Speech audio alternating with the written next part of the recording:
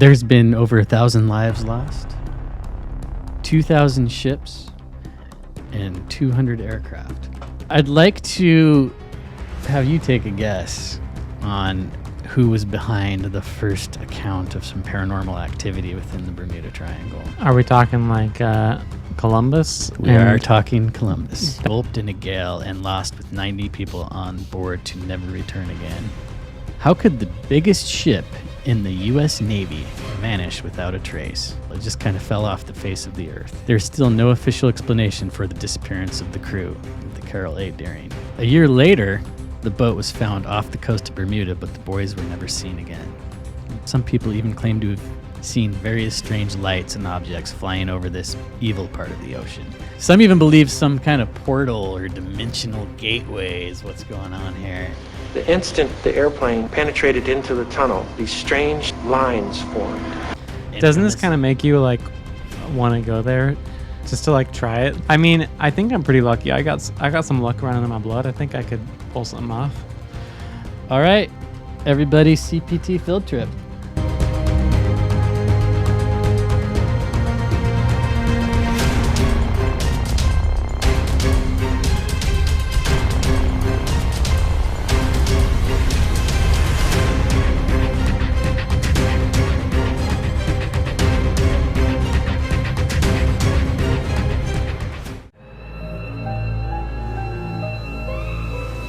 Welcome to Conspiracy Playtime Podcast. Some people actually believe that the world is run by shape-shifting alien reptiles. No fucking way. I think just the whole podcast is rated R. Will there be pity?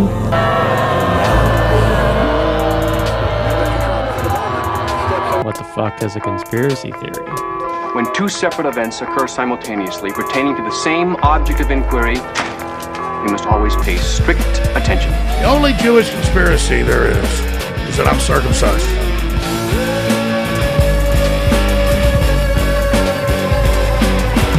And there's this guy from the CIA and he's creeping around Laurel Canyon.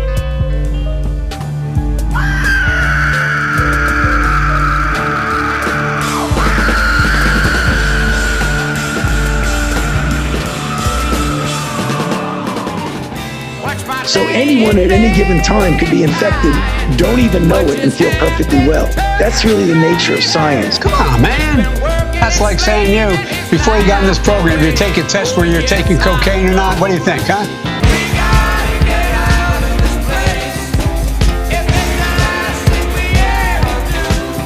I don't think so. I don't think so. I'm not a smart man, but I know what love is. We need to get the fuck out of here! Fixing that testing regime, we need to have that in place before we move to that next phase.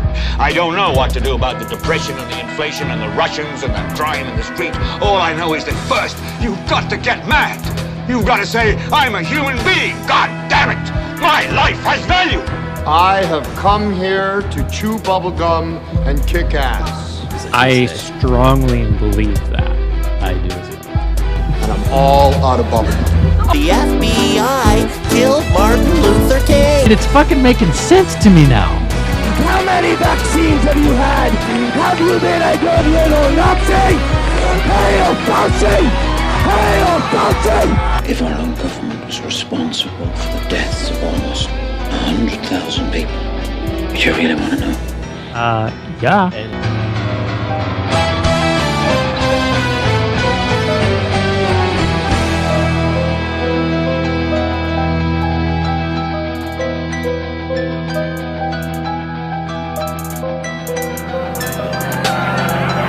Roll up your sleeves, take your shot, wear your mask, and please stay safe out there. Hello, everyone, and welcome to Conspiracy Playtime Podcast, the podcast where we explore ideas that might get you and me canceled, blacklisted, put into DARPA's life log, or sent to the Bermuda Triangle. In today's episode, we're going to be diving right in to the Triangle of the Bermuda. Try to kind of get outside of the world that we're living in right now, where it's craziness going on, and it doesn't seem like there's any end to this madness. is 2021. I can't even fucking believe it's 2021, honestly. It feels like we're still in 2020. I think we like entered a wormhole. I think Philip K. Dick was right, and we are stuck in 66 AD, or whatever the fuck year he said. Sit down, buckle up, and take the ride with us to the Bermuda Triangle and forget all your worries about 2021 for this short period of time. Although we might not forget our worries, huh? Take us away. The Bermuda Triangle is not an official title. This is not something you can find on any nautical map, any kind of official source. Rather, it's a nickname that this place got due to the strange phenomena surrounding it. And personally speaking, this was one of my early paranormal type awakenings. I watched a television movie where they, loosely portrayed upon truth to show these people flying through this area, disappearing. And as a little kid, my mind was blown by this. And then my mom told me, yeah, that's a real thing. And I kind of was obsessed with it for a little while, but really haven't looked into it a lot lately. If we go to Wikipedia, the Bermuda Triangle, also known as the Devil's Triangle, is a loosely defined region in the western part of the North Atlantic Ocean, where a number of aircraft and ships are said to have disappeared under mysterious circumstances. Most reputable sources dismiss the idea that there is any mystery. Well, thank you. Thank you for that, Wikipedia. Yeah, I'm glad that they can let us know that it's a bunch of propaganda. Most sources that I drew off of, there's been over 1,000 lives lost, 2,000 ships, and 200 aircraft. So we're talking about shitload of disappearances. That's like a fucking graveyard. I'm thinking seeing all those ships and planes and bodies in one area just laid out. I mean, that's no small graveyard. Well, let's take a look at it for some perspective's sake. They call it the Triangle because it connects Florida, Bermuda, Puerto Rico. I want to say that I read this was about 1 million square mile area. Wow. So it's not small, and as we do proceed, I will remind you that this is a heavily trafficked area. Always has been. Is the Bermuda a independent country, or is it is it like Puerto Rico? I'm not sure about that. Like, are they what do they call Puerto Rico, like a national territory or something that? I don't know what Bermuda is. All I know is Bahama, Bermuda, baby, why don't we go? Kokomo. Yeah. We could look. We could find out. I'm just curious. I never even thought of that while I was doing this research to look into what Bermuda is. Oh, British. Haha. Overseas territory of the Brits. Nice. The earliest suggestion of unusual disappearance in the Bermuda area appeared in September 17th, 1950 article published in the Miami Herald by Edward Van Winkle Jones. Hell of a name there, fella. 2 years later, Fate magazine published Sea Mystery at Our Back Door, a short article by George Sand covering the loss of several planes and ships, including the loss of Flight 19. We're going to go over that one in great detail. A group 19. Of 5 U.S. Navy gunmen. Yeah, we'll go over that one. So this guy wrote an article, and I do want to skip ahead because it wasn't until 64. I know you're going to get into it, but I just can't get over the Flight 19 and, 2019, 2020. We had something called something 19, and it just seems like that 9-1 and 1-9 really likes to get brought up a lot. I often make reference to the Dark Tower series by Stephen King, and in the first book, The Gunslinger, Roland, the protagonist, has the number 19 embedded in his brain, and it's almost like something that activates him and puts him in a kill mode. It's probably within the first couple hundred pages of this several thousand page series by Stephen King. So yeah, the number 19. In 1964, Vincent Gaddis wrote an article called the deadly Bermuda Triangle in the pulp magazine Argosy, saying Flight 19 and other disappearances were part of a pattern of strange events in the region. So in a year from there, he expanded that into a book called Invisible Horizons. This man, Vincent Gaddis, actually is the one who coined the term Bermuda Triangle. Oh, okay. And kind of put it into the lexicon. So from there, I want to go to a guy named Charles Berlitz. When my mom was just visiting this summer, her boyfriend was with her, and he told me about this guy, Charles Berlitz, in relation to an incident known as the Philadelphia experiment, and that's something that we're going to have an episode on. So he was an American polyglot, language teacher and writer, known for his language learning courses and his books on paranormal phenomena. He was born in New York City and the grandson of someone named Maximilian Berlitz, who founded the Berlitz language schools. So as a child, Charles was raised in a household in which, by his father's orders, every relative and servant spoke to Charles in a different language.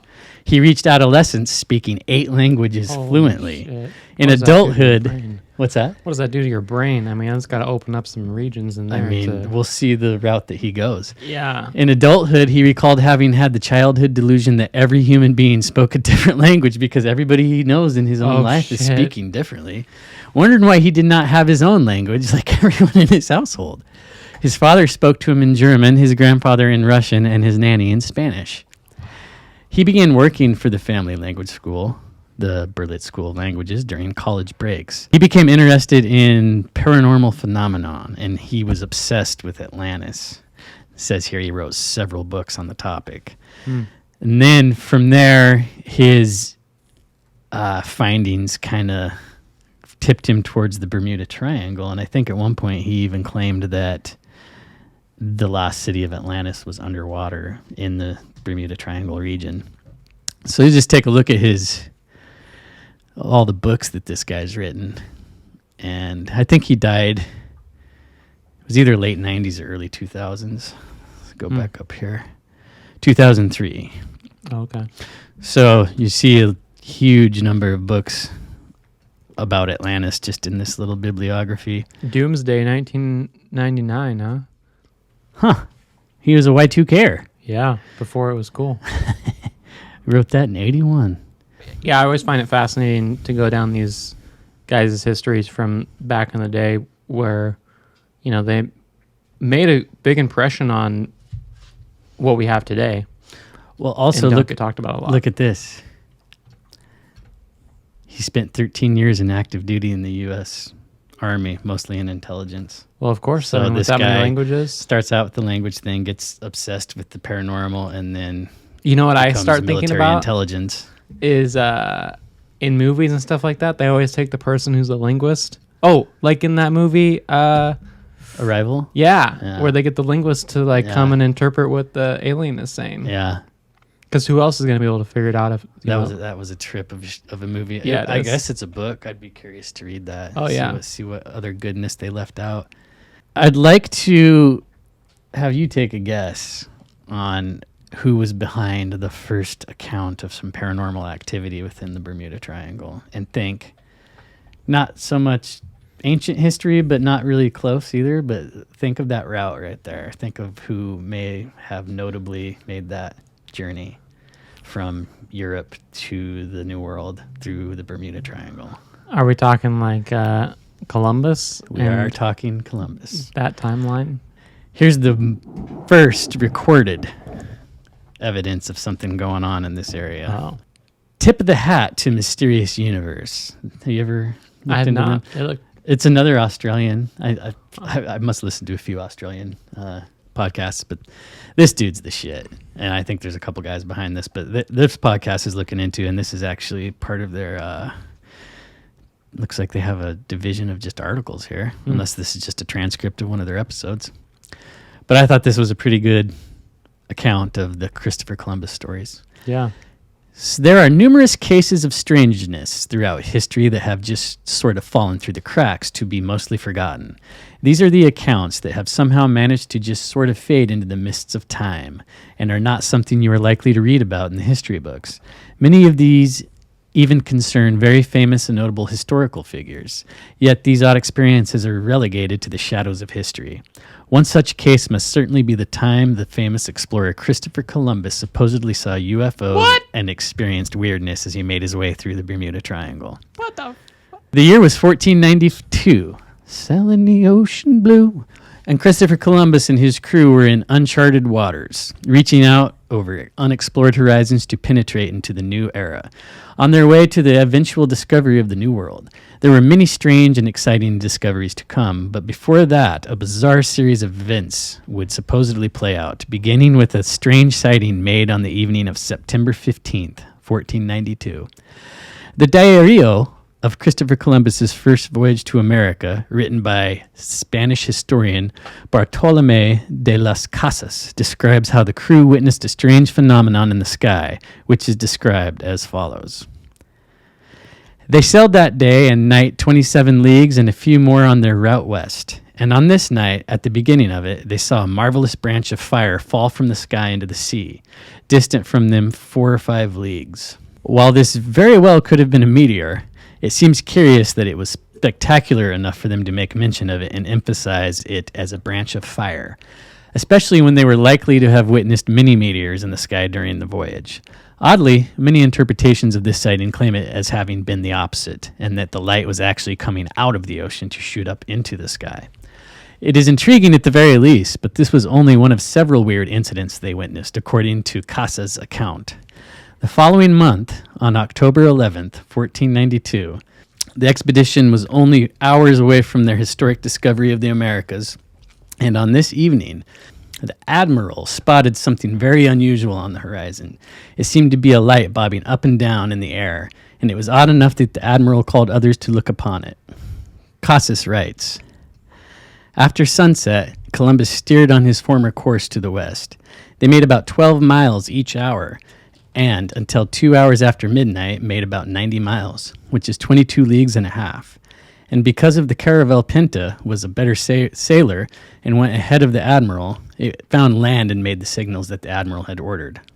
A sailor named Rodrigo de Triana saw this land first, although the admiral, at the 10th hour of the night, while he was on the stern castle, saw a light, although it was something so faint that he did not wish to affirm that it was land.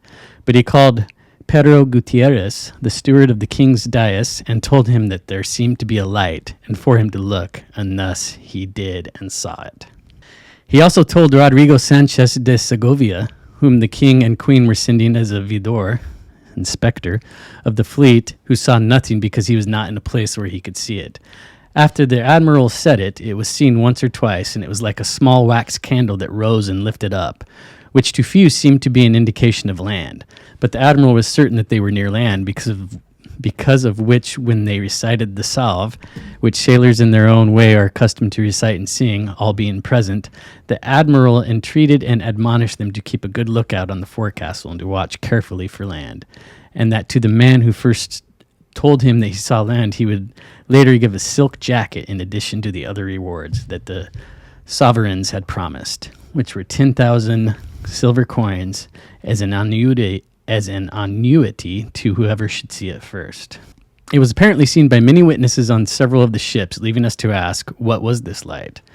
This was all surrounded by various compass oddities that they had experienced during the voyage. In short, the compass was reportedly constantly going haywire without any discernible reason, to the point that it had become quite unsettling for the crew. In a 1792 manuscript called The American Geography by Jedediah Morris, it is written of this anomaly. On the 14th of September, Columbus was astonished to find that the magnetic needle in their compass did not point exactly to the polar star, but varied toward the west, and as they proceeded, this variation increased. This new phenomenon filled the companions of Columbus with terror. Nature itself seemed to have sustained a change, and the only guide they had left to point them to a safe retreat from an unbounded and trackless ocean was about to fail them. Columbus, with no less quickness than ingenuity, assigned a reason for this appearance, which, though it did not satisfy himself, seemed so plausible to them that it dispelled their fears or silenced their murmurs. All of this has been taken in modern times as a sign that Columbus and his men saw UFOs, and that either these or their proximity to the Bermuda Triangle at the time caused the compass to malfunction. The case was famously shown on the History Channel and has generated quite a bit of discussion. But what are we really looking at here? One of the main problems with the reports is that although they are often claimed as being from Columbus's own diary, the fact is that there's no known actual copy of that diary remaining. It all comes from the work of Bartolomé de las Casas, which was a supposed copy of the original log and diary, and it is important to note that Casas never was actually on the voyage and wrote this 50 years after the fact, which... that's just kind of history in a nutshell. I was going to say that sounds like about everything we were taught in American history. Mm-hmm. Since it is not the actual original, there's no way to know how much of it was really Columbus's own pen and how much was perhaps extrapolated or even exaggerated by Casas. However, Casas was a well-respected historian, not given to changing things around, and for the most part it seems that Columbus and his men saw something, but what? There have been many interpretations and ideas thrown around, including that he saw bioluminescent sea life, a meteor, some sort of atmospheric phenomena, or even natives with torches on a canoe. But the most popular theory is they simply saw lights from land. The October sighting was made just hours before land was sighted, so it seems reasonable to suggest that it might have been lights from the natives on shore. Even Casas thought this, writing, "I feel about this that the Indians at night throughout these islands, as they are temperate without any cold, go out or used to go out from their straw houses that they call bohíos at night to comply with their natural necessities and take in hand a firebrand or small torch or a chink of pine or another dry and resinous wood which burns like a torch. When it is dark night, in which they guide themselves back again, and in the manner could be seen with the light, which Columbus and the others saw the light 3 or 4 times. In the end, there's no way to really know for sure what happened here. We are left with a secondhand copy of the original journal and no way of really verifying any of it. Was this UFOs, natives with torches, or what? It is all a curious little footnote in the history of Columbus and likely will remain a mostly forgotten curiosity, an historical oddity that will never be fully solved. And I do want to throw in there that in researching this, a lot of skeptics claimed that the compass malfunctions were just, they were for the first time experiencing true north versus magnetic north. I don't know if you've heard of that, but apparently there's a slight variation. It'll throw like off 12 compass degrees in certain areas, and that Bermuda Triangle might be that. You know what this kind of reminds me of is I had seen a while ago some pictures of this phenomenon that happens on the ocean where it'll look like a ship is floating in the fucking ocean, and it has to do with something to do with like the dew in the air or something where the atmosphere is just right where it actually looks like a ship is floating in the sky like many feet above the ocean. So it kind of makes me wonder if that precipitation, if it was like a perfect day where that happened for them, where they could see somebody's fire, and it looked like it was rising above the sky. Oh, I see what you're saying. Like a mirage almost, but... Totally. But yeah, it's like a mirage of the ocean. It's a weird thing. So...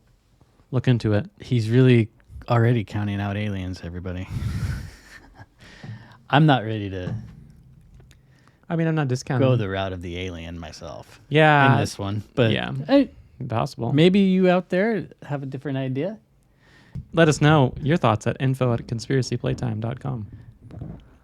So I found this list because there's so many oddities. This is a chronological one. All of the research I did would show like events in order of significance or strangeness rather than chronological. I'd rather present this chronologically.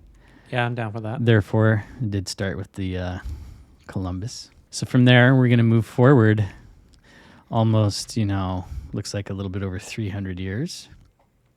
In 1800, the ship USS Pickering, on a course from Guadalupe to Delaware, was gulped in a gale and lost with 90 people on board to never return again. Sounds like even the account is weather-related. Catastrophe there. Doesn't seem anything paranormal. 12 years later, December 1812, December 30th, in the way from Charleston to New York City, the Patriot ship Aaron Burr, along with her daughter, Theodosia Burr Alston, met with the same fate as the USS Pickering had met with before. The only problem with these accounts is, okay, they just disappeared. Like, you know, that timeline way back then, it's like, oh yeah, that ship was supposed to be here by now, wasn't it? Mm-hmm. Why isn't it here? Yeah, and I mean, a lot of these, it's just kind of like, oh, it didn't make it. And sometimes they find wreckage, and sometimes they find a ship without people. I mean, it does get strange. Okay. Yes, a lot of these are just going to be like, oh yeah, ship never showed up. Right, like, oh yeah, it was spotted here, and But as we get later, you'll see weirdness with airplanes and radar and stuff like that. So yeah, back in the 1800s, who the fuck knows? There's so many things. Pirates, weather. Fake history. Man error. Yeah. Fake history. In 1814, the USS Wasp with 140 people on board, and in 1824, the USS Wildcat with 14 people on board were lost within the Devil's Triangle. Devil's Triangle is also another nomer that you'll see. While in 1840, another American ship named Rosalie was found abandoned except for a canary. Early 1880, a legend tells that in 1880, a sailing ship named the Ellen Austin found another abandoned vessel somewhere in the Bermuda Triangle. And rather than read this one, I'd like to pull up a little video about it. And it's actually a series of podcasts. I think there's 4 parts. It's called Infamous America. And they did a really exceptional episode on the Bermuda Triangle. And I'm going to do a little excerpt to do some of this storytelling justice. In December 1880, the Ellen Austin left Liverpool, England for the long journey to New York. She was filled with immigrants seeking a new life in a new world. Several weeks into the voyage, the ship arrived in the mid-Atlantic Sargasso Sea. The western portion of the Sargasso Sea lies in what is considered to be the Bermuda Triangle. The sea can be very calm for days at a time. So after a few days of relative boredom, Captain Griffin was happy to have a distraction when another ship drifted into view.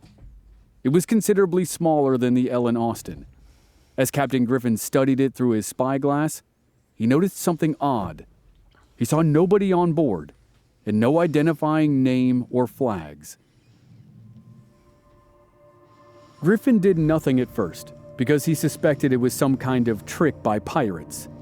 But after a few days, the mystery schooner was still drifting nearby. Griffin decided it could be a valuable salvage. So he took a small party of armed men over, boarded the schooner, and searched it. Nobody was on board, pirates or otherwise. Its logbook was missing, but its valuable cargo of mahogany wood was intact. Griffin put several members of his own crew aboard the mystery ship and claimed the schooner as salvage. The 2 ships sailed together toward New York until a great storm arose and separated them. When the weather cleared a few days later, Captain Griffin could see no trace of the schooner. But then, a crew member saw it in the distance. The Ellen Austin changed course to intercept it. When the captain lifted his spyglass and gazed over the water at the schooner, he was dumbfounded. The ship was deserted. His prized crew was gone. Understandably, Griffin's remaining crew did not want to try another salvage mission. But then they thought about how much money they could make from the smaller ship's cargo, and they changed their minds. It was worth it to grab the ship a second time. And this time, the crew of the Ellen Austin made a concerted effort to keep the 2 ships side by side. A boarding party formed to go onto the mystery vessel. This time, they were all well armed. The 2 ships rang bells all throughout the night, so each craft would know exactly where the other was. But that night, a dense fog rolled in. It was so thick that the Ellen Austin lost sight of the schooner's lantern. But they still had the bells. The men on the ships continued to ring the bells to stay in contact, even though they couldn't see each other. And then the bell on the schooner stopped. The Ellen Austin clanged her bell throughout the night but received no answer. In the morning, the fog lifted and revealed an empty ocean.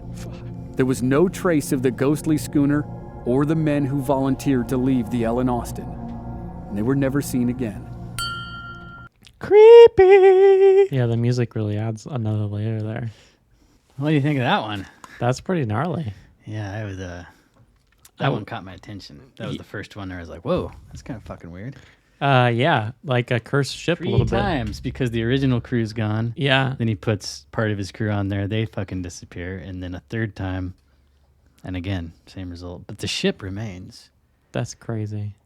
Yeah, that one's just to me is like one of the ones that's kind of, if this is a true account. Right.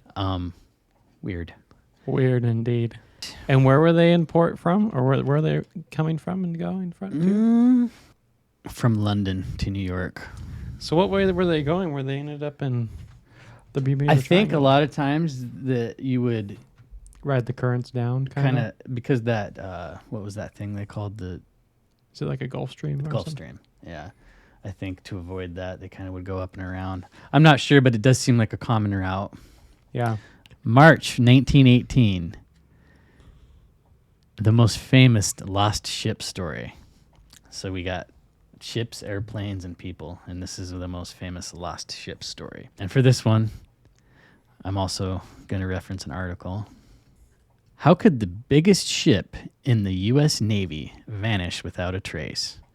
This was the question on many people's minds in March 1918 when an enormous collier, the U.S., I think that means it carries coal, the USS Cyclops disappeared on a voyage between the West Indies to Baltimore. A century on, it's no closer to being answered. The Cyclops was nearly 550 feet long with a crew of 306 people and around 11,000 tons of manganese aboard.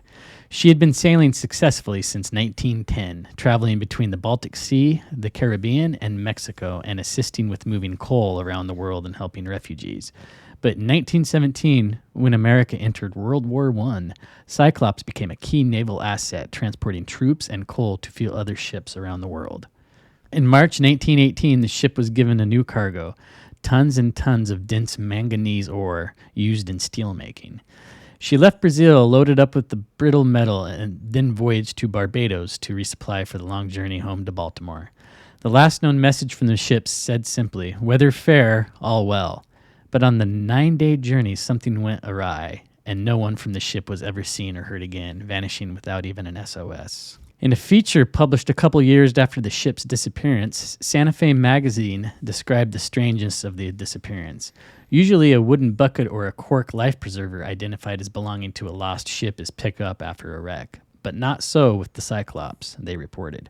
She just disappeared, as though some gigantic monster of the sea had grabbed her, men and all, and sent her into the depths of the ocean, and the suddenness of her destruction is amplified by the absence of any wireless calls for help being picked up by any ship along the route. Throughout the decades, there have been a flurry of sometimes sensational theories about the ship's disappearance, as one among more than 100 ships and planes to have mysteriously disappeared in the so-called Bermuda Triangle, the region roughly bounded by Bermuda, Miami, and Puerto Rico. As Trump says, Puerto Rico. Was the ship eaten by some beast of the deep, carried off as evidence by UFOs, or simply scuppered by a storm? I don't know if I've ever seen that word before. That's Scuppered. At the time, people wondered whether the ship and crew had been the victim of a German submarine or raider. It was barely a year into the war, and the Cyclops would have made a strategic target. Yet nothing materialized, and as time went on, it has become less and less likely that German crafts had been in the area at all. Others have pointed fingers at the captain, George W. Worley. Months earlier, some members of the crew claimed Worley was a drunk, unsuitable to steer a ship. There were even reports of a minor mutiny staged on board the ship. The Navy defended Worley of these charges, and he returned to his command with apparently little fanfare. The U.S. Navy says in its official statement about the Cyclops, the disappearance of the ship has been one of the most baffling mysteries in the annals of the Navy, all attempts to locate her having proved unsuccessful. But some still cling to investigations, particularly those with a personal connection to the ship.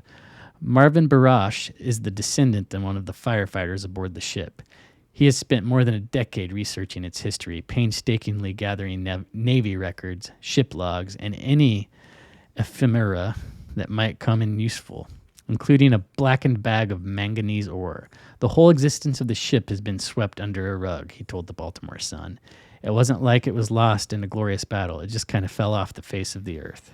Barash has his own suspicions about what happened to this lost Colossus. A series of mechanical failures, a crew unused to the new heavy cargo, and a final great rolling wave that tipped the ship and her passengers into the ocean forever. All of this, he thinks, may have coincided with the ship passing over the Puerto Rico Trench, the deepest part of the Atlantic where she would be near irretrievable. Despite his misgivings, Barash retains some hope that the ship will be discovered, especially as undersea exploration technology improves. There are fewer and fewer lost shipwrecks every year, with high-tech devices spotting vessels believed to be gone for good. The Cyclops may be next on the list. I just want her to be found, Barash said. I want the 309 to be at rest, as well as the families. It's something everybody needs, some resolution. I thought they said 306 up here. Yeah, I thought so. They did. That guy just added 3 people. So that one to me sticks out just because of how fucking big the thing is. Yeah. And no trace of the cargo, crew, or ship. It's just gone. Well, it's an interesting thought with the, what do they call that? The Puerto Rico... Oh, the trench? Yeah. Mm-hmm. That's not the deepest trench in the ocean, though, right? The deepest one's like in the Pacific somewhere, I thought. Well, there's the Mariana Trench. Yeah. That's supposedly the deepest. I think it's more than the Mount Everest height under the sea. Yeah. So, yeah, that's not the deepest, but I think in that area, it's probably the deepest part of the ocean that along the route that this thing would have taken. So it's possible. It's a statistical kind of good guess to assume that if it did sink and it's not retrieved, that could have been where it went down. January 1921, the Carroll A. Deering, a 5-masted schooner that was sighted run around off Cape Hatteras, North Carolina, that has long been notorious as a common site of shipwrecks of the Bermuda Triangle. The ship's log and navigation equipment, as well as the crew's personal effects and the ship's 2 lifeboats, were all gone. In the vessel's galley, it appeared that certain foodstuffs were being prepared for the next day's meal at the time of the abandonment. There is still no official explanation for the disappearance of the crew of the Carroll A. Deering. So here's one instance of, we got the ship, but where the fuck are the people? And all the equipment is gone. I mean, could have been raided. Looks like the food was left intact. On December 1st, 1925, a tramp steamer named SS Cotopaxi vanished while en route from Charleston to Havana with a cargo of coal and a crew of 32 on board. It has been reported the Cotopaxi radioed a distress call reporting that the ship was listing and taking on water during a tropical storm. The ship was officially listed as overdue on December 31st, 1925, but the shipwreck has never been found. Sounds like there's good evidence there, though, that that's kind of what happened with that distress call. November 23rd, 1941, the collier ship USS Proteus was lost with all 58 persons on board in heavy seas, having departed St. Thomas in the Virgin Islands with a cargo of bauxite. The following month, her sister ship USS Nereus was also lost with all 61 persons on board, having similarly departed St. Thomas with a cargo of bauxite on December 10th. And coincidentally, they both were the sister ships of the USS Cyclops. On July 10th, 1945, the inexplicable missing report of an aircraft within the limits of the Bermuda Triangle was issued for the first time. So now we're moving into the air. Thomas Arthur Garner, AMM-3, U.S. Navy, along with 11 other crew members, was lost at sea in the U.S. Navy PB-M3S patrol seaplane. They left the Naval Air Station, Banana River, Florida, at 7:07 p.m. on 9th July for a radar training flight to Great Exuma, Bahamas. Their last radio position report was sent at 1:16 a.m. July 10th, 1945, near Providence Island, after which they were never heard from again. An extensive search through the ocean and air was conducted by the U.S. authorities, but they found nothing. This one's could be a whole episode in its own. Buckle up, people. Flight 19. And we're going to take a field trip class, watch a little bit of a movie. Oh, yay. I love movies. Conspiracy movie time. Flight 19 is the single most important part of the Bermuda Triangle mystery. It's a mass disappearance which itself is almost without precedent. On the afternoon of December the 5th, 1945, 5 pilots were preparing to take off on a routine training flight off the coast of Florida. The planes, Grumman Avenger torpedo bombers, were piloted by Ensign Joseph Bossy, Second Lieutenant James Gerber, Captain George Stivers, Captain Joseph Powers Jr., and Lieutenant Charles Taylor, the flight leader. Each plane carried a pilot, bombardier, and gunner, except for one, whose gunner, Alan Cosner, was curiously unable to make the flight. The 5-man team was on a mission to fly east for 56 miles towards part of the Bahama Island chain to conduct a low-level bombing exercise. The official weather observations from Naval Air Station at Fort Lauderdale indicated the weather was closing in. Winds were starting to gust, and clouds were forming at various altitudes. The first signs of trouble appeared just 2 hours into the flight. Howard! What heading does your compass read?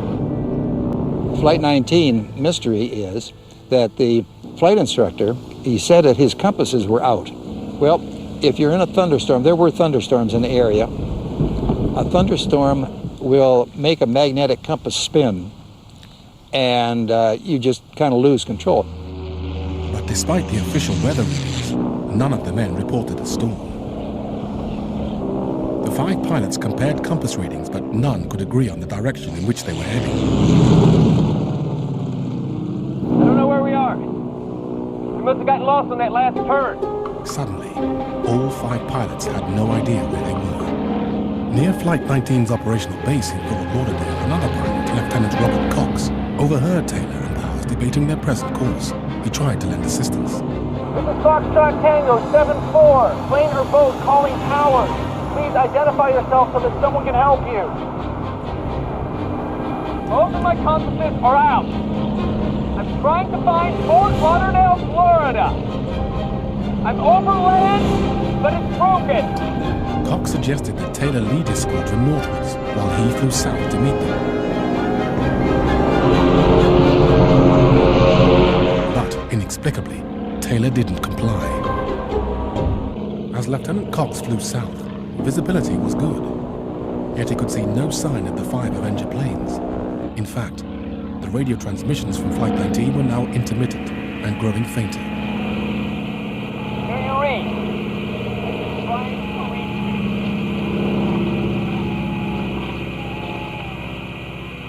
Radio operators up and down the Florida coast strained to hear the pilot's rapidly fading voices. Repeat once again.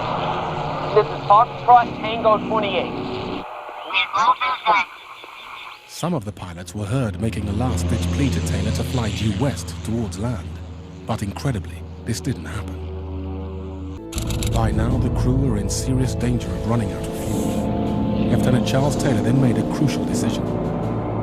When the first man gets to his last 10 gallons of gas, we'll all land in the water together. Does everyone understand?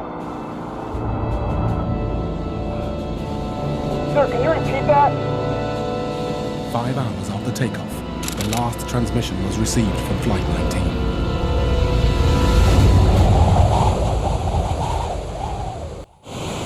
Within minutes, the U.S. Navy dispatched a 13-man Mariner seaplane to search for the lost pilots.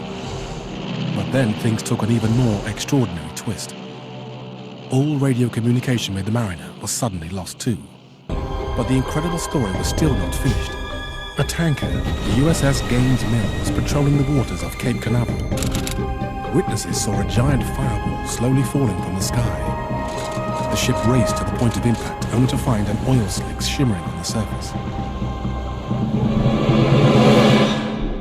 With 6 aircraft now missing, hundreds of people were sent to help with the search.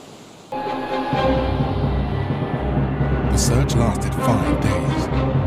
A month later, the Navy's investigation concluded that the primary reason for the disappearance of Flight 19 was the confusion of flight leader Charles Taylor. But the pilots' families objected to the decision and forced a review. 8 months later, the story took another sensational turn.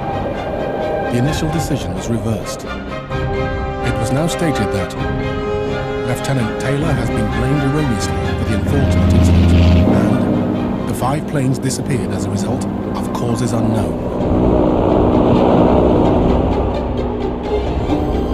Over 60 years on, still no one knows why on December the 5th, 1945, 6 aircraft and 27 men vanished without a trace. The story is held up as the Bermuda Triangle's defining event, one that defies rational explanation. However, one man has made it his mission to prove. So that one was a little bizarre. A little weird. At first, they kind of just threw Lieutenant The leader. Charles Taylor under the bus. I guess this guy had kind of a reputation. He was a very shitty student in flight school. Kind of sounds like Top Gun, but Like an arrogant asshole. Yeah, kinda. and he didn't test very well. He just kind of liked to do his own thing. Yeah, he was kind of a renegade. And in World War II, they said that he would just fuck up all the time and have to abandon his plane and just like get rescued in the ocean. So it wasn't really out of character for him to kind of just screw up. I mean, he was a war hero, but he was also kind of a renegade. So, but then you notice 8 months after they said that, they reversed their decision and said it was erroneous equipment. But I wonder if that just made it look better, you know? Yeah, it sounds like his family kind of protested them blaming him. To me, the weirdest part is that rescue plane going out there and then also disappearing. And they called those things the flying gas tanks because they're so fucking big and they took a lot of fuel, and I guess they delivered fuel oftentimes. Okay. So you heard that they said they saw an explosion and then an oil slick. So one prevailing theory was that some asshole lit a cigarette and it just exploded. I think they would know better than that, or, you know, or they would know where to smoke on the plane. Yeah. According to another Bermuda Triangle legend, on July 3rd, 1947, 4th of July Eve, a B-29 Superfortress was lost off Bermuda, whereas Lawrence Kunch confessed that he had investigated and found no reference to any such B-29 loss.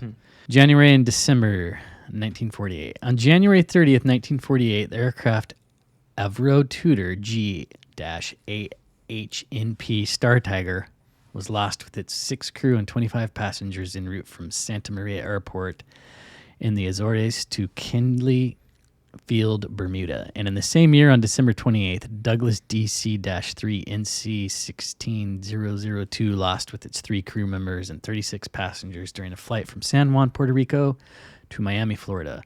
The weather was fine with high visibility, and the flight was, according to the pilot, within 50 miles of Miami when it disappeared. January 17th, 1949, the aircraft Avro Tudor G-AGRE Star Ariel lost with 7 crew and 13 passengers en route from Kinley Field, Bermuda to Kingston Airport, Jamaica. November 9th, 1956, the aircraft Martin Marlin lost 10 crewmen taking off from Bermuda. And I looked into this one a little bit because the way it's worded is weird. It makes it sound like the crew just disappeared, that the plane didn't. Oh. I did go to another site, and it made it. I looked like 5 or 6 of them, and it did kind of made it sound like maybe the plane just disappeared. It might be worth digging into a little bit. January 8th, 1962, an American aerial tanker named U.S. Air Force KB-50 51-0456 was lost over the Atlantic between the U.S. East Coast and the Azores. February 4th, 1963, the SS Marine Sulphur Queen, carrying a cargo of 260 tons of sulfur lost with 39 crewmen on board. However, the final report suggested 4 crucial reasons behind this disaster, all due to poor design and maintenance of the ship. June 9th, 1965, U.S. Air Force C-119. Another 19 in there. 9/11 is in there. Yeah. Flying boxcar of the 440th Troop Carrier Wing missing between Florida and Grand Turk Island. The last call from the plane came from a point just north of Crooked Island, Bahamas, and 177 miles from Grand Turk Island. However, debris from the plane was later found on the beach of Gold Rock Cay just off the northeastern shore of Acklands Island. December 6th, 1965. Private E.R. Coupe FO1 lost with pilot and 1 passenger en route from Fort Lauderdale to Grand Bahamas Island. In 1969, 2 keepers of the Great Isaac Lighthouse, which is located at Bimini, Bahamas, disappeared and were never found.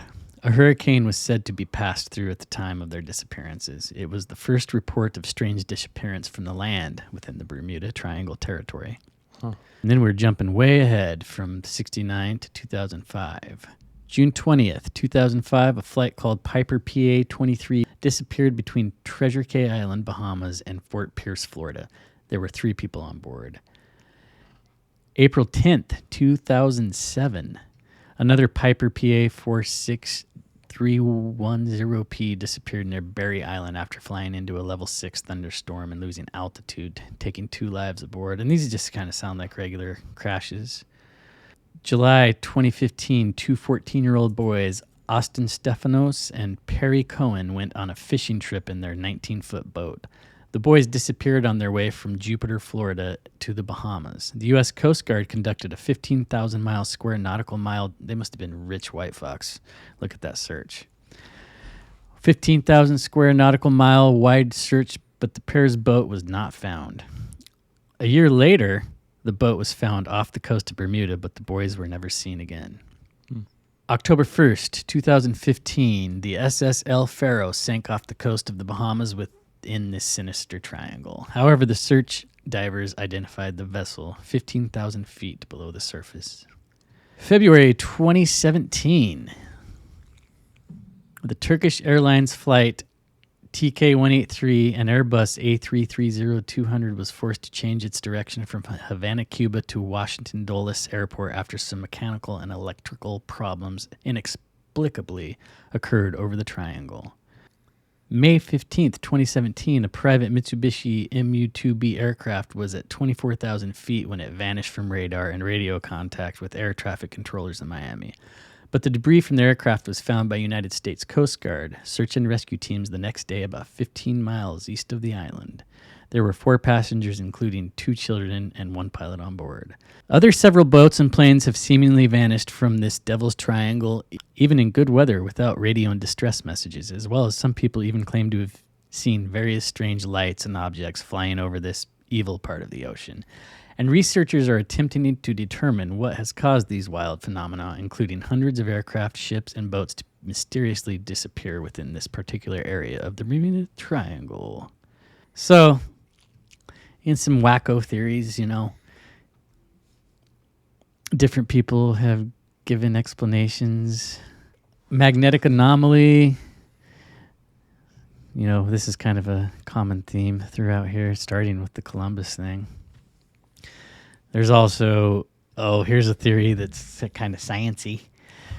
When all these like coral and other organic matter decay, apparently they can build big pockets of methane. And then if they release all at once, if there's like a shift in the plates or whatever, something that would cause that, it can affect the buoyancy of the water so much that a ship would just fucking sink like nothing.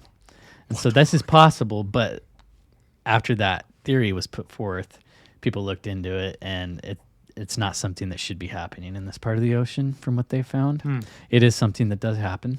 It's kind of a rare thing, but maybe an explanation. And of course, that doesn't explain what happens to the aircraft. Right. If it's just on the ocean. Gravity just suddenly doesn't work anymore. Some even believe some kind of portal or dimensional gateway is what's going on here. And I like this theory. Yeah. You know how our minds work. You want to go check it out? We're going to look at the account of a man who, after this story we're about to hear, he became a devout researcher of what goes on in the skies around the Bermuda Triangle. 3 men might have penetrated this mystery and lived to tell its tale. I realized that I had just experienced something that would be important for the entire world to know about someday. The flight of Bruce Gernon in the same area as Flight 19, almost exactly 25 years later, has dramatically updated the mystery. When I realized I was directly over Miami Beach, I realized I had just experienced an amazing phenomenon. An experienced pilot, Gernon asserts he survived an extraordinary encounter with the Triangle when he and 2 passengers were flying from the Bahamas back to Florida in December 1970. We planned on flying from Andros Island in the Bahamas, direct to Bimini, and then direct to Palm Beach International. And we lifted off at exactly 3 p.m. They start out in just a light mist, but the weather soon turns angry. 100 miles from Miami, violent thunderclouds form over the Gulf Stream, forcing Gernon to try and fly around the storm. But the thunderstorm encircles the plane. Gernon makes a run for clear skies and finds a small gap directly in front of him that looks like a tunnel. So I went to full power and we accelerated down toward the opening. And at that point, an amazing thing took place. The instant the airplane penetrated into the tunnel, these strange lines formed. As they enter the storm tunnel, the clouds begin swirling around the plane. Also at this point, I had this strange sensation, and it felt like zero gravity. It only lasted about 10 seconds. I felt like I was slipping forward through space, and yet floating at the same time. The plane becomes trapped, but his 15 years of flying experience keeps Gernon and his passengers alive. This tunnel was about 10 miles long, and it should have taken me about 3 minutes to get through it. But it took much less. I was only in there for about 20 seconds. The incident begins causing concern on the ground. Miami Flight Control radioed that they could not find Gernon's plane on their radar. Miami couldn't find me because this electronic fog was attached to us. And apparently our transponder instrument couldn't penetrate through the fog to give him a location. And then I realized that the navigational instruments were all malfunctioning. But it was very unusual. Then Gernon finally reaches the safety of clearer skies. But something still isn't right. And as soon as I came out of the tunnel, the blue sky instantly turned to this strange gray color. And everything was like a fuzzy, yellowish gray. As the fog that enveloped his plane gradually dissipates, Gernon receives word over the radio. Flight control has picked him up, and somehow he is now flying directly over Miami. It was strange to find myself over Miami Beach because of the time. The timing didn't make sense. Gernon initially believed that the team at the Miami Control Tower had made a mistake. He should still have been over the waters of the Gulf Stream. It meant he traveled 100 miles in 3 minutes. That's 1,980 miles per hour.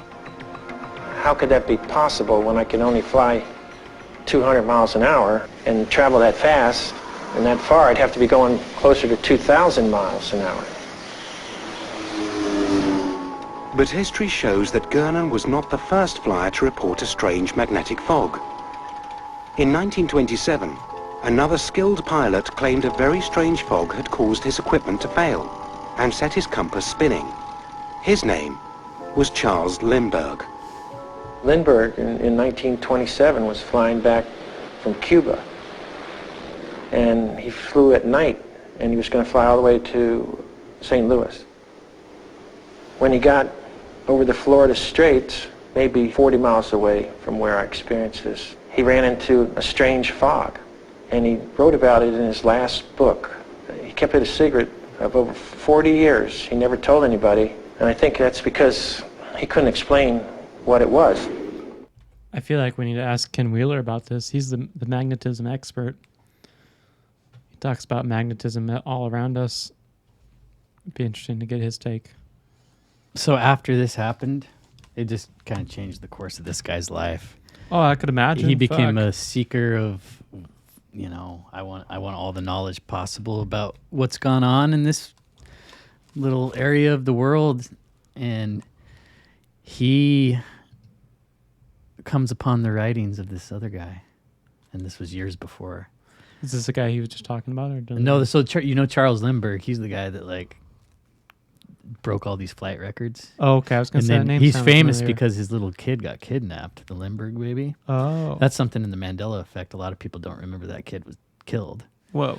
And some people thought the kid was taken back. Throwback to his episode parents. 3. Something like that. Who the fuck knows? Doesn't this kind of make you like want to go there just to like try it? There is some guys in a podcast I listened to that did. But then you're like, how lucky am I? Well, they got a schooner and they went out and they like kind of just floated around waiting for shit to happen. I think they're even recording. I don't remember. I didn't really listen to it, but I thought that was a cool idea. I mean, I think I'm pretty lucky. I got some luck running in my blood. I think I could pull something off. All right, everybody, CPT field trip. Gernon felt lucky that he and his passengers had escaped with their lives. They began to believe they had experienced a breach in the time-space continuum. And while their story was unusual, Gernon wasn't the first to write about the phenomenon. 10 years earlier, a pilot wrote about events that sounded eerily similar. In fact, in the 1960s, John R. Hawke said he experienced not one, but 2 breaches of the space-time continuum.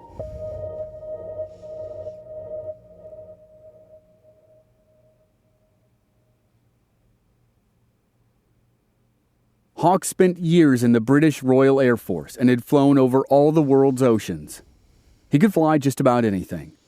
His first incident had to do with missing time. It happened when Hawke was flying a Riley Dove aircraft from Miami to Bermuda. About halfway to his destination, he became enveloped in a glassy yellow mist. He couldn't see the horizon in front of him or the ocean below him. His description of this state of being was very similar to that described by Bruce Gernon. Hawke was a skilled pilot, so he was sure he could reach Bermuda if he used his instruments to navigate more than his vision. But the sticky yellow mist persisted for another 3 hours, which was the estimated time to reach Bermuda. He was unable to see land or water. He forged ahead, flying for another 5 hours until he finally broke free of it. When he flew into the clean, bright sunlight, he was astonished to see Bermuda directly in front of him. He'd flown for 5 hours longer than it should have taken to reach the island, but yet it was right there below him. Hawke contacted the airport tower and made an uneventful landing. But then a second, even stranger thing happened. After he landed, Hawke refueled the plane. He figured the tank should have been nearly empty after such a long flight. He was surprised to find out that he had landed with almost 100 gallons of gas in his tanks. That was just about the amount he estimated would be left in his tanks if he'd flown for only 3 hours. His extra 5 hours in the air should have consumed nearly all the gas, but it didn't. And the same thing happened to Bruce Gernon 10 years later. When Gernon unexpectedly landed in Miami, he had an extra 10 gallons of fuel in his tanks. Gernon started to ask questions that seemed more at home in science fiction movies. Things like, was it possible he had flown into the near future, while Hawke had flown back in time? Gernon wondered if space and time had warped or frozen for Hawke.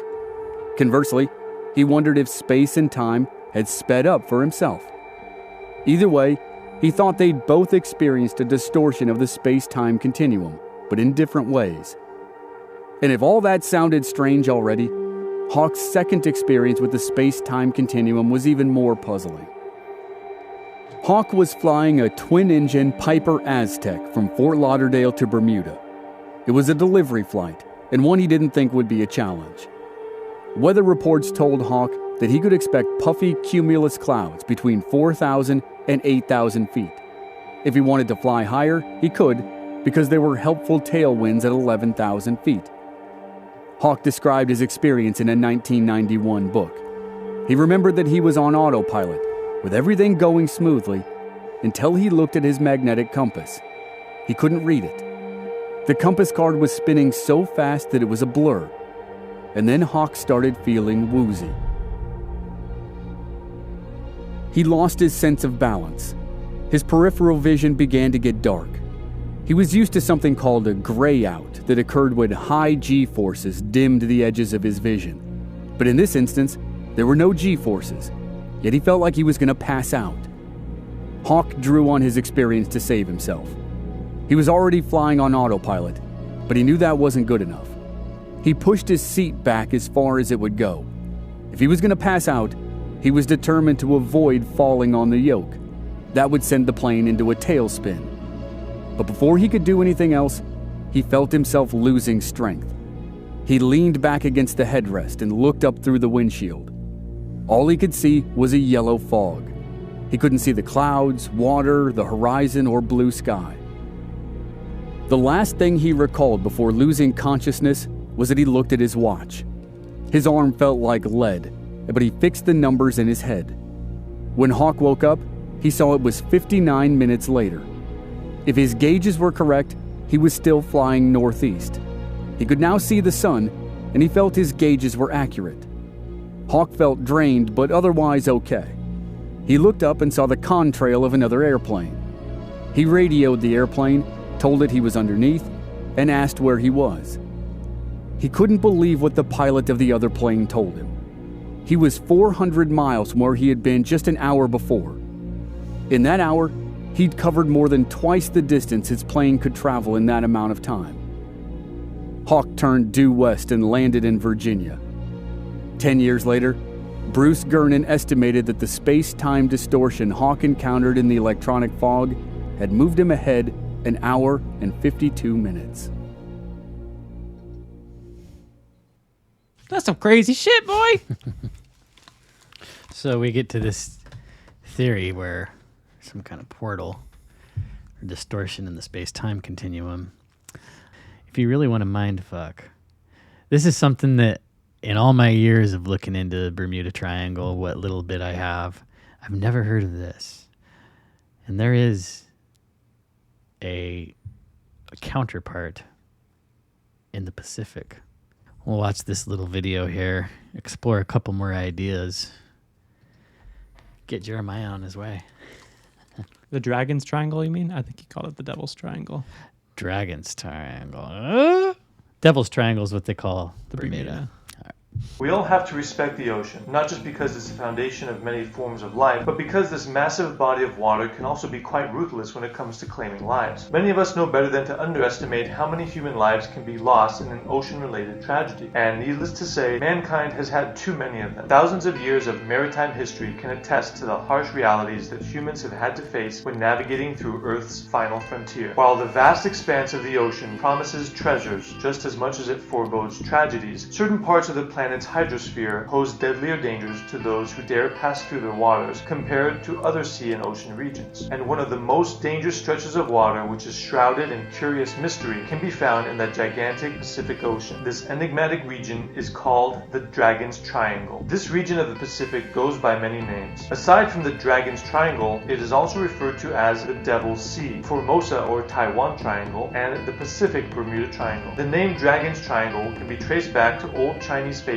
which originated from around 1000 BC. These tales spoke of dragons that lived underwater and from time to time capsized and sank naval vessels along with the sailors on board to satisfy their monstrous appetite. The name Devil's Sea is actually translated from the Japanese name Mano-umi, which was coined by the natives of Japan a long time ago. Their local legends speak of the sea consuming even the strongest and most buoyant ships and for being the home of terrifying sea monsters that drown people. The Dragon's Triangle is located located in the region of the Pacific Ocean near the Japanese volcanic island of Miyake, which is about 100 kilometers south of Japan's capital, Tokyo. It's a triangle-shaped danger zone found between the coast of Japan and the islands of Bonin, and it covers a large part of the Philippine Sea. Although this region is well known by Japanese fishers, the Devil's Sea is not officially labeled on nautical maps, and reports on its size and the area it occupies provide conflicting estimations that have yet to be reconciled conclusively. The reason why people regard the Dragon's Triangle as a deadly enigma is because of reports of its unpredictable and sometimes violent weather. There are also claims of random and unexplained occurrences of ocean phenomena such as maelstroms, ocean swells, and rogue waves. Another interesting reason is the alleged disappearances of several maritime vessels and aircraft, along with many other strange events in the region. Because of the perils it poses to the vessels and the seafaring individuals that pass through it, the Dragon's Triangle has gained significant notoriety that Japanese authorities went so far as to brand it as hazardous for marine travel and expeditions. What's also fascinating about the Dragon's Triangle and makes it worthy of discussion is that it's one of the 12 vile vortices that exist today. Paranormal expert Ivan Sanderson coined the term vile vortex in his 1972 article titled The 12 Devil's Graveyards Around the World. A vile vortex is an area found in different parts of the world where the pull of Earth's electromagnetic waves is thought to be at its strongest. While 5 of them are on the same latitude above the equator, the remaining 2 vortices are the north and south poles of the planet. These 12 areas are said to be the prime sites of magnetic anomalies, unexplained disappearances, as well as other bizarre phenomena. The Dragon's Triangle in particular is located above the equator and is aligned opposite to where its Atlantic counterpart, the Bermuda Triangle, is situated. And just like the Devil's Sea, this region in the western portion of the North Atlantic Ocean is also notorious for being the subject of similar cases of mysterious disappearances and paranormal phenomena. There are many legends, stories, and cases of mysterious disappearances of boats, ships, and aircraft, as well as other strange incidents in the Dragon's Triangle that we know of today. One popular tale supposedly took place back in the 1200s. According to this story, Emperor Kublai Khan of the Yuan dynasty of China attempted to conquer Japan twice by crossing the Devil's Sea. Both efforts to take over the country did not succeed, and they resulted in the loss of the Yuan emperor's seafaring vessels, as well as the demise of more than 40,000 crew members of these ships, just in the initial attempt alone. There's a famous Japanese legend dating back to 1803 that talks about another eerie incident on the Dragon's Triangle. This Japanese Utsuro Bune legend involves a hollow boat that's shaped like a box and resembles an incense burner, or kohako. Inside this boat was a foreign-looking female who bore unique physical features. The fisherman who found her brought the woman inland to investigate her, but she didn't know how to communicate in Japanese. This led for some people to speculate that this particular story is an actual case of a close encounter with an extraterrestrial or interdimensional being. Modern linguist and author Charles Berlitz, in his 1989 book The Dragon's Triangle, made a sweeping declaration that there were a lot of fishing boats, tankers, Japanese and American warships and aircraft, and even Soviet submarines that had fallen prey to the harsh waters and weather conditions of the Devil's Sea. In fact, there are even much wider speculations that link the Dragon's Triangle to the world-famous disappearance of the renowned female pilot Amelia Earhart. Another popular case of a ship's disappearance in the Devil's Sea is that of the Kayo Maru No. 5 back in 1952. The Kayo Maru No. 5 was a research vessel of the Japanese government that investigated the undersea activities of the region. The ship supposedly disappeared in the Dragon's Triangle along with its crew of 31 people who were never seen or heard from again. As is usually the case with most mysterious phenomena, many theories have been put forward which took a crack at explaining the strange stories and incidents that occur within the danger zones of the Devil's Sea. Some of the explanations are more scientific and rational, but there are some that fit in the realm of the supernatural, paranormal, and speculative science. Some people believe that the Dragon's Triangle could be housing a secret or hidden doorway or black hole that leads to another dimension or a parallel universe.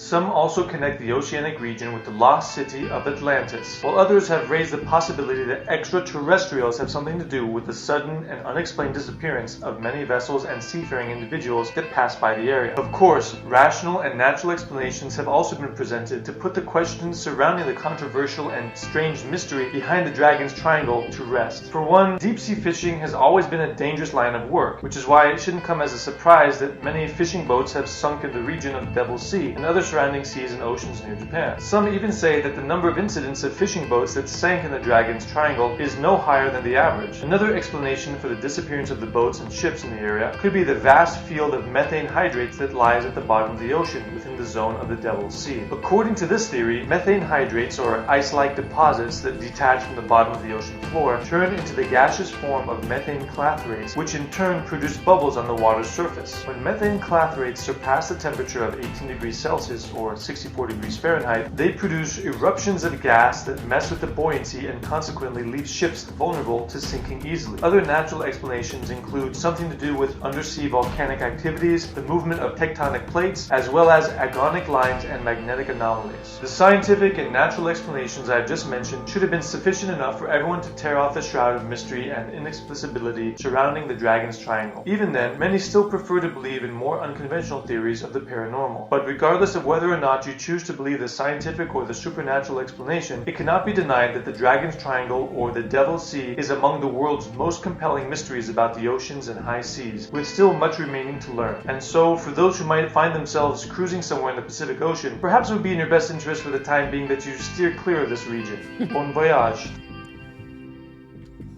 That's pretty wild. Just how it's what did they call them? Vial vortexes? I think so. And there's 12 of them? And did you see the way they line up? Yeah. I need to go back because as I was doing research for this earlier, I saw that there was one in like around the Great Lakes. The Ozarks? Yeah, that area. And I didn't watch the whole video because I was trying to put this together. I didn't think I was going to have time to include it. Yeah.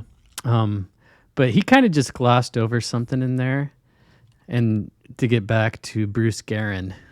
No trace of them behind. Interestingly, the Dragon's Triangle is located at geographic coordinates that are exactly on the opposite side of the planet from the Bermuda Triangle. Guerin believes the Dragon's Triangle has its own famous victim of electronic fog, just like the Bermuda Triangle tried to claim Charles Lindbergh. On June 2nd, 1937, Amelia Earhart's flight around the world was cut short when her Lockheed Electra disappeared over the Dragon's Triangle. That day, she and her co-pilot took off from Papua New Guinea. Their goal was to reach Howland Island, about 2,500 miles away. Barely 800 miles into the flight, with no warning, their plane vanished. Dozens of explanations have been offered for Earhart's disappearance. They're usually variations of navigational error resulting in running out of fuel or crash landing on a deserted island. Sometimes they involve kidnapping or murder by Japanese soldiers. But given his own experience, Bruce Guerin wondered if Earhart and her co-pilot entered a fog and found themselves far off course, just like Lindbergh did 9 years earlier. If they had, who knows what might have happened after that? Maybe they crashed in an area that felt totally out of the realm of possibility to searchers at the time. Or if you want to subscribe to the Close Encounters theory, maybe there's an otherworldly explanation. Dun dun dun. You see, there's a lot of fuckery about. Yeah. Want to get to a more, for you skeptics out there, there is... If you're still here. They're gone. But we still pretend that they're with us. Yeah. Studies from the imagery of Nasty's Terra satellite revealed that some of these clouds... So this is a theory. I may have skipped the first part. Yeah, this is a meteorologist type explanation for what could really be going on here. And I kind of think this is cool. It's a 4-minute long video. I thought it would be worth including in here. So, throw a little sciencey shit in there for you. But I smell more bullshit with that than I do any other. I know, you look at the map that they showed in the other part. And they're really reaching to make those hexagons. I know. This I is was like what are you guys talking This about? is when conspiracy theorists meet science. And in case you all wondered if I was going to close this episode out with a science video, you can go fuck yourselves. We're going to get really weird, and we're going to finish this episode out with something that I didn't even come across in my research for the Bermuda Triangle. This was just a fucking YouTube video that was recommended to me yesterday because of all the research I have been doing. And I watched this and I was blown away, and I'd never heard of this, and it probably is bullshit. But in case it's not, we're going to watch it.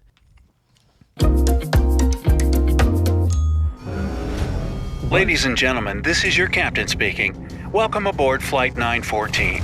Please fasten your seatbelts and observe the no smoking sign. We will take off in 5 minutes. When we're at our cruising altitude, refreshments will be served to you. Our flight will take 37 years. I wish you a pleasant trip.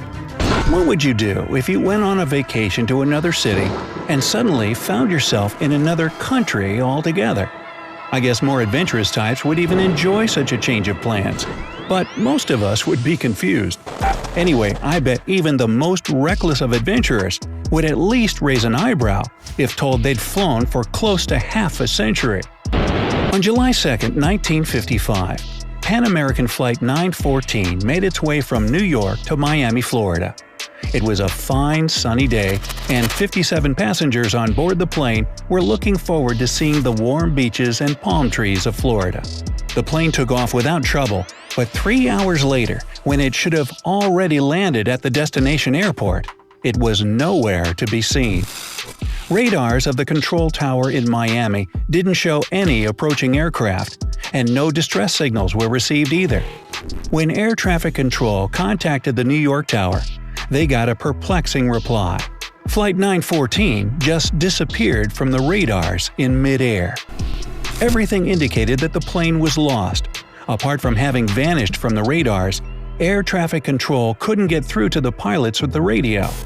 The DC-4 simply vanished into thin air, leaving no trace of itself or any of the people on board. Investigation was started right away. The flight route took the plane over a part of the Atlantic Ocean, and it seemed that the only explanation of its vanishing was that it crashed somewhere along the way. Rescue teams were deployed, the Coast Guard was scanning the waters, but still no luck. Not a single piece of the lost plane was to be found. Investigators could only shrug their shoulders in dismay.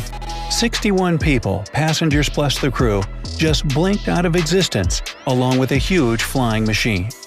Eventually, although the case was never really solved, there was an official statement that the plane crashed, taking the lives of everyone on board. But despite numerous and understandable questions from the grieving relatives, no one could say what really happened to Flight 914, until 37 years later at least. Change of scenery. It's now September 9, 1992, and we're in Caracas, Venezuela. It's a perfectly normal day for Juan de la Corta, air traffic controller at the Caracas airport. He turned up at work, made some coffee, and took his seat, overlooking flights. He was giving some minor comments on a flight in progress when something weird happened. Seemingly out of nowhere, a new dot appeared on the radar. It was as if an aircraft had just popped up from nothingness, or as if it had been hiding from the radar and now decided to show up. Either way, it was a strange thing to see near a civil airport, and De La Corta checked the reading several times, thinking at first that it was a mistake. It wasn't though. The readings were correct, and soon he and his colleagues were able to see it with their own eyes. In less than 10 minutes, the culprit showed up in the field of vision. At first, it looked to the air traffic control like an ordinary airplane. But as it got closer, they could see that it was, in fact, a very old DC-4 McDonnell Douglas passenger aircraft, still with propellers instead of modern turbines. Such planes were still in use, but they'd grown obsolete and mostly replaced by more contemporary ones. But that wasn't even the beginning of weird. The real confusion began when the pilot of the mysterious aircraft contacted the tower and asked in English, "Where are we?" As the one in charge at the time, Juan de la Corta replied they were closing in on the Caracas airport and asked where the flight was headed. There was a pause on the other side, and then the pilot answered, "We are Pan Am Flight 914 headed from New York to Miami, Florida, with a crew of 4 and 57 passengers on board." This took the air control completely off guard. What was a Pan Am flight doing 1,100 miles away from its point of destination? And how did it even get there? De La Corta was quick to ask a few more questions to the pilot, and what he heard next baffled him.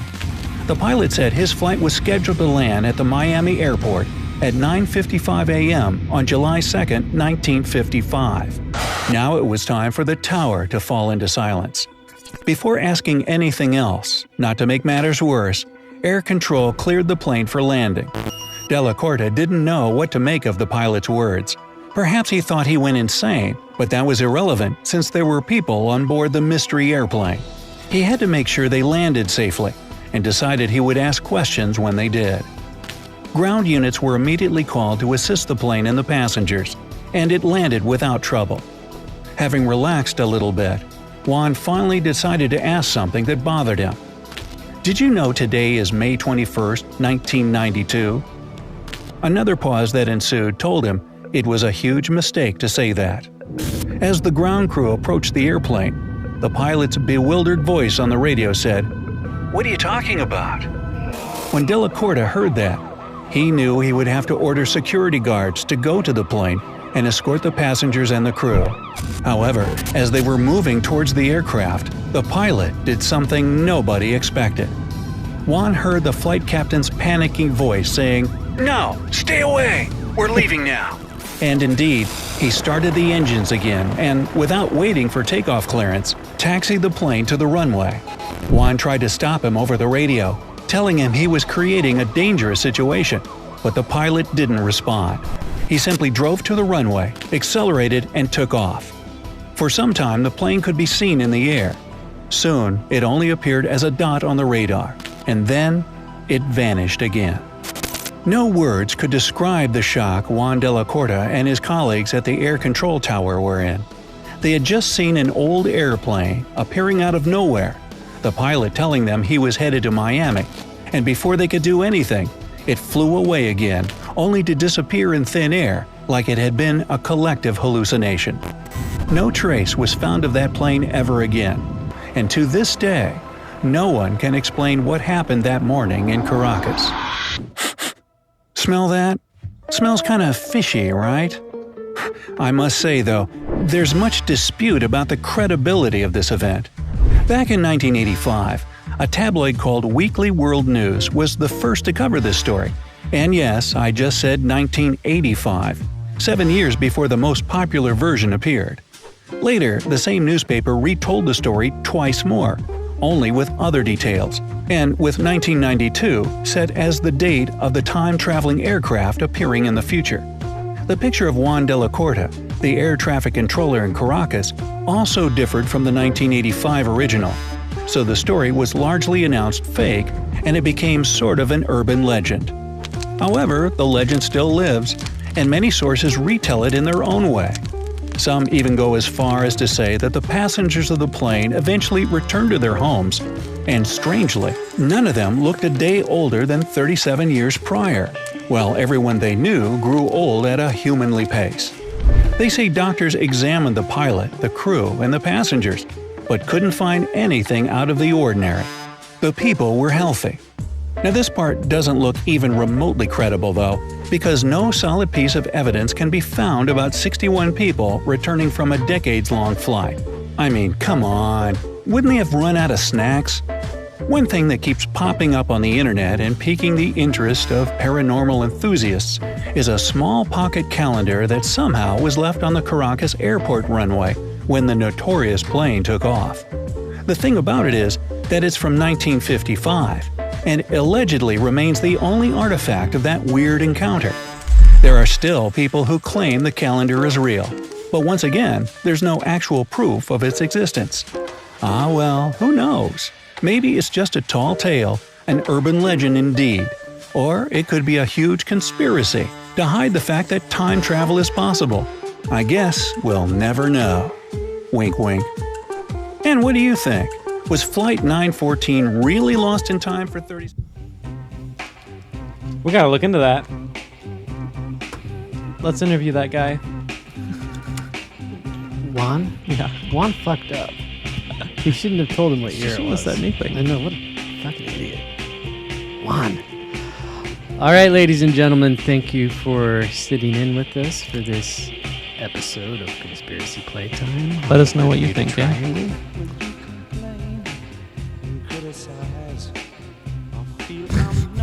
That's all I had to say. Let us know what you think, Jeremiah says. He's in deep shit right now. Ashley, if you're watching this, it's his fault, not mine. Yep, 100%. It's not true. No, it is. All right. Thank you, and we will see you next time. Hopefully we don't get lost in the portal of the Bermuda Triangle. Oh my God!